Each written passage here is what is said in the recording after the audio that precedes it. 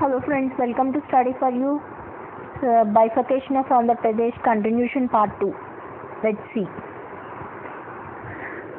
శ్రీ పొట్టి శ్రీరాములు ఆమరణ నిరాహార దీక్ష చేసి మరణించిన తేదీ 1952 డిసెంబర్ 19. ఆంధ్రప్రదేశ్ పునర్వ్యవస్థీకరణ చట్టం భాగం 1లో ఆంధ్రప్రదేశ్ విభజన చట్టం 2014 అని పిలువవచ్చని పేర్కొనబడింది. కేంద్ర ప్రభుత్వం రాష్ట్రాలను ఏర్పాటు చేస్తూ గెజిట్లో ప్రకటించిన రోజును అపాయింటెడ్ డే అంటారు. June 2, 2014 appointed day. హైదరాబాద్ ఆంధ్రప్రదేశ్కు తెలంగాణకు ఉమ్మడి రాజధానిగా 10 సంవత్సరాలు మాత్రమే ఉంటుంది. ఆ తర్వాత తెలంగాణకు రాజధానిగా ఉంటుందని పార్ట్ 2లో చెప్పారు. ఆంధ్రప్రదేశ్ రాష్ట్రానికి 50 మంది, తెలంగాణ రాష్ట్రానికి 40 మంది మించకుండా ఆర్టికల్ 169 ప్రకారం శాసన పరిషత్ రూపొందించాలని పార్ట్ 3లో పేర్కొన్నారు. కొత్త హైకోర్టు ఏర్పడే వరకు ఆంధ్రప్రదేశ్కు తెలంగాణకు ఉమ్మడి హైకోర్టుగా హైదరాబాద్లో ఉన్న హైకోర్టు ఉంటుంది. ఆస్తులు అప్పులు గురించి పార్ట్ 6లో వివరించడం జరిగింది. కొత్త హైకోర్టు ఏర్పడేదాకా ఆంధ్రప్రదేశ్కు తెలంగాణకు ఉమ్మడి హైకోర్టుగా హైదరాబాద్లో ఉన్న హైకోర్టు ఉంటుంది. న్యాయ సంబంధిత నిబంధనలను పార్ట్ 12లో వివరించారు. షెడ్యూల్ 5లో సెక్షన్ 28లో తెలంగాణ రాష్ట్రంలోని షెడ్యూల్ కులాలను సూచిస్తుంది.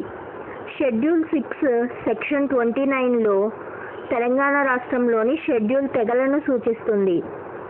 షెడ్యూల్ 11 సెక్షన్ 85 ఆఫ్ 7 నదీ జలాల బోర్డులను గురించి తెలియజేస్తుంది.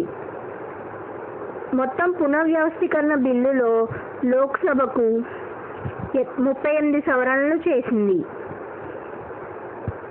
ఆంధ్రప్రదేశ్ రాజధాని ఏర్పాటు కోసం వేసిన కమిటీ పేరు శివరామకృష్ణన్ కమిటీ. ఇందులో మొత్తం 5 సభ్యులు ఉన్నారు.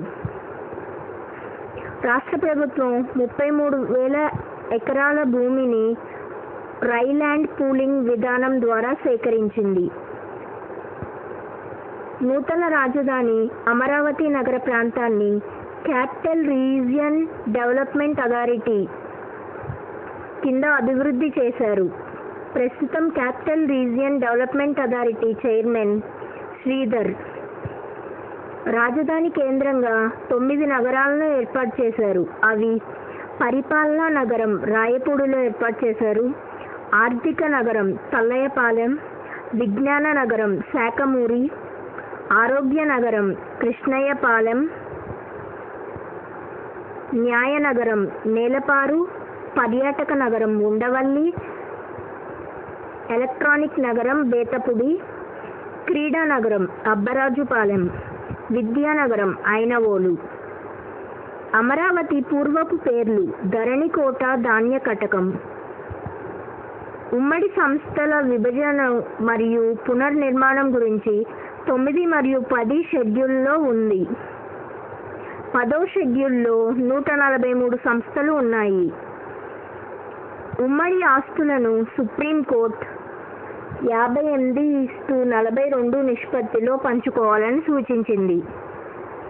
జూన్ 28, 2016న వెలగపూడిలో తాత్కాలిక సచివాలయాన్ని ప్రారంభించారు. ఉమ్మడి ఆంధ్రప్రదేశ్లోని ఉద్యోగులను ఆంధ్ర తెలంగాణకు కేటాయించేందుకు వేసిన committee Kamalnathan committee.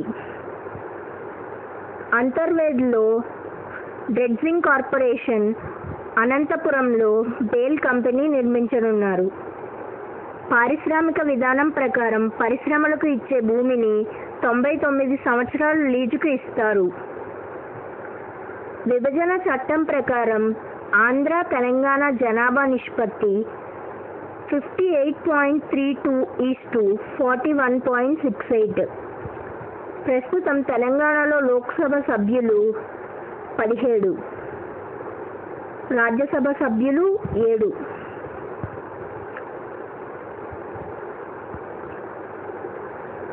Amaravati master plan రూపొందించిన సంస్థ సుర్బనస్ రోంగ్. అమరావతి నిర్మాణానికి మొట్టమొదట భూమిని ఇచ్చిన తొలి మహిళ కె ఆదిలక్ష్మమ్మ.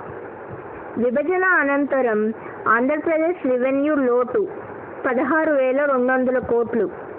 విభజన సమయంలో ఆంధ్రప్రదేశ్ ఆదాయం 47.2%. విభజన అనంతరం ఆంధ్ర తలసరి ఆదాయం 85,757.